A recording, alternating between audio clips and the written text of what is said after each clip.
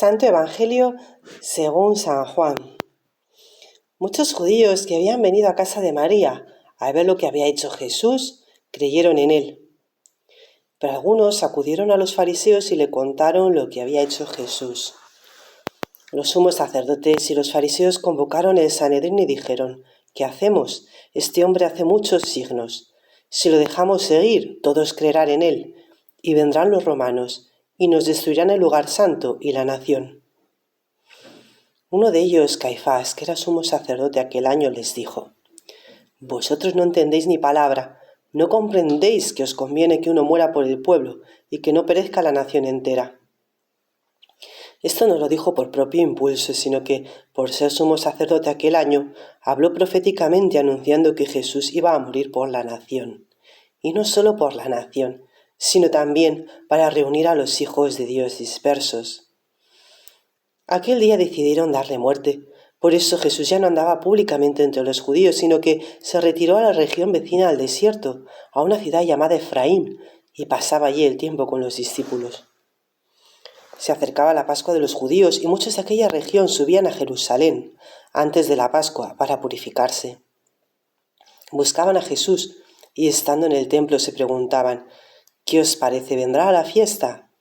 Los sumos sacerdotes y fariseos habían mandado que el que se enterase dónde estaba les avisara para prenderlo. Este evangelio estremecedor, después de la resurrección de Lázaro, del amigo de Jesús, del hermano de Marta y María, los fariseos, en lugar de creer, como había profetizado Jesús, a que el mendigo Lázaro, ni aunque un muerto resucite, creerán.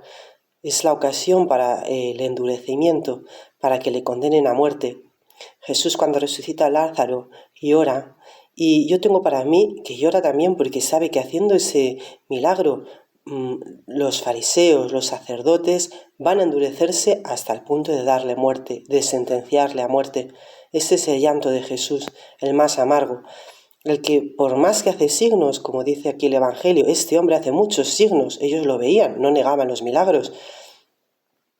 Por más signos que hace, eso hace condenar a Jesús. Es muy impresionante. A mí me estremece.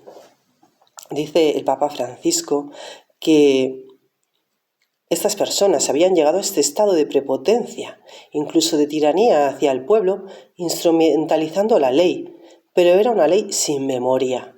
Habían olvidado el primer mandamiento que Dios dio a nuestro padre Abraham: camina en mi presencia y sé irreprensible, es decir, sé justo.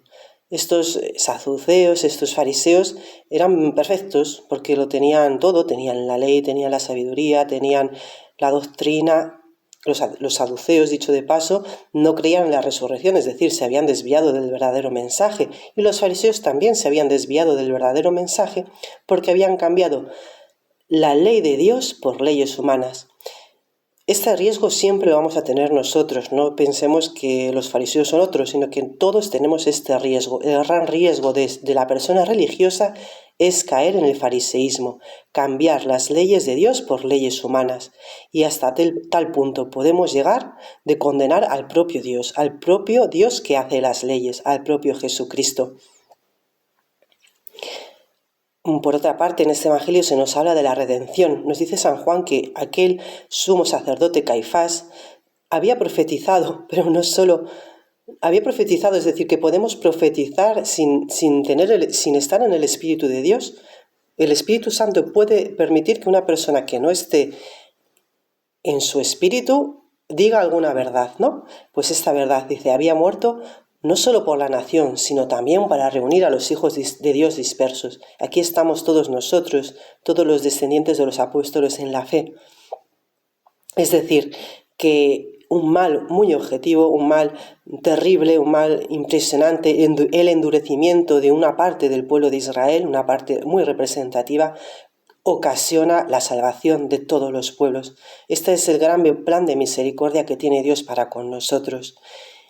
Y esto es lo que nos alegra de este Evangelio, saber que por muy mal que puedan andar las cosas, Jesucristo ya ha vencido a la muerte, ya ha resucitado.